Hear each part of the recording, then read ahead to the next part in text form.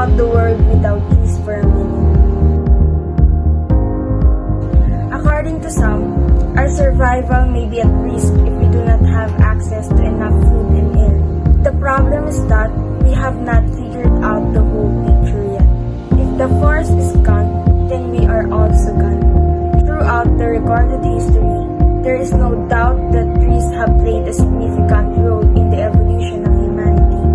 In many societies throughout history, trees have been worshipped as deities, confirmed for 1,000 of years.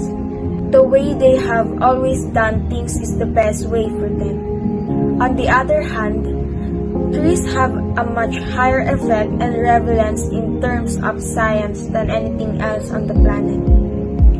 We cannot function correctly without them. They were ruthlessly destroyed by humans, who were duped into believing that progress toward mega was the only way forward. Forests are being destroyed with ruthlessness, and as a consequence, the ecology is suffering due to the fact that it disrupts the natural balance. Deforestation is considered to be highest step backward in progress. This might be the most serious danger to the organization's continued survival. Therefore, it is the most ideal or time-sensitive troubles that the world needs to ameliorate and resolve that are being highlighted. Human activities have been expanding gradually throughout the course of history. There will always be a need to meet the needs of each person.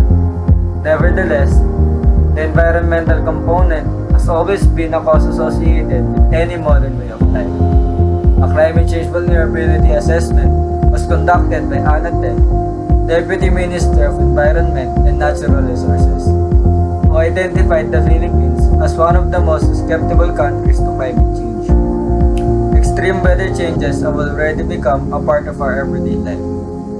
There is no doubt that they have an impact on our economy, agriculture industry, and even infrastructure.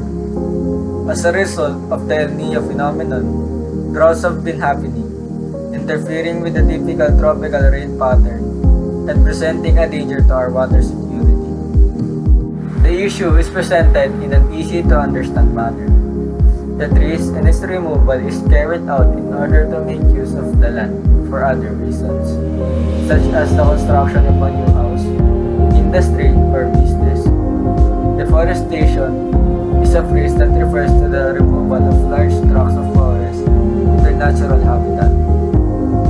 In terms of land area, forests cover a steady 30% of the planet's surface. They are essential for the maintenance of natural balance.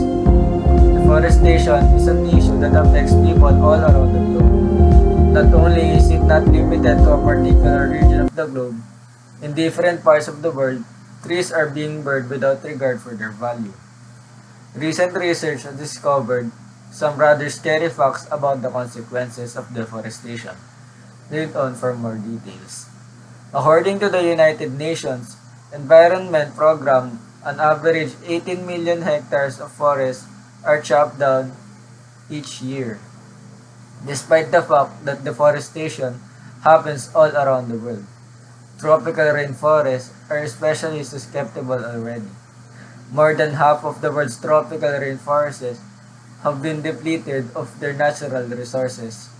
Unless deforestation continues at its current pace, NASA predicts that the world's rainforest will be entirely gone by the end of 21st century. For starters, this is a warning and a danger to the human species since, if it is not resolved, it will not only result in shortages and harsh weather, but at the very worst, it will result in death. If we do not take action on this global problem, we will be faced with a challenging situation that might put our own lives in peril. This is the time for us to seek feasible solutions to deforestation and to take the required steps to address the problem. At the present time, it seems that replanting is the most effective method of combating deforestation. This will aid in the stabilization of the CO2 cycle, the restoration of water cycles, the reduction of soil erosion, and the enhancement of CO2 storage capacity via reforestation. This will be beneficial to a wide variety of animal species. Changing the human diet to one that is totally based on plants is also a viable option.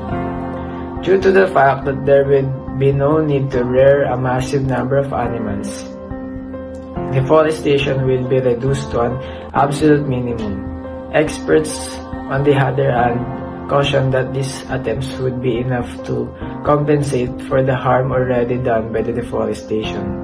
The current pace of deforestation will render these initiatives futile if that trend continues.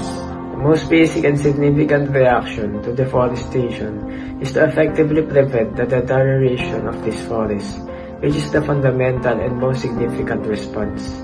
It's frightening to consider that if we don't act now, more than half of our rainforests will be gone. The quest of entirely eliminating this heinous crime is a daunting one.